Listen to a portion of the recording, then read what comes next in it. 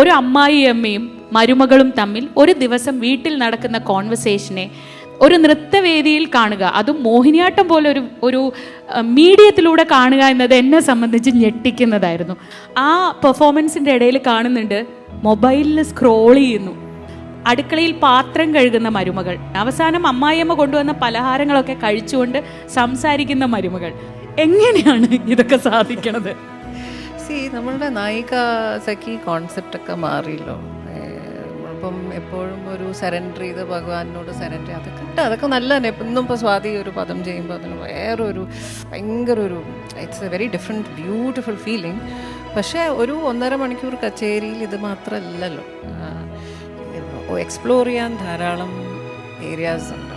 ഒരു mother in law daughter in law conversation ഒരു ചെറിയ മൊമെൻ്റാണ്, അത് വളരെ ക്രൂഷ്യലാണ്. മരുമകളുടെ പ്രശ്നം കേൾക്കാനും അത് കേൾക്കാനുള്ളൊരു ധൈര്യം, അതിലും പ്രൊട്ടാഗനിസ്റ്റ് എന്ന് പറയുന്ന മകൻ തന്നെയാണ്. ഈ മകൻ പ്രൊട്ടാഗനിസ്റ്റ് ആകുമ്പോഴാണല്ലോ പ്രശ്നം കേൾക്കാൻ.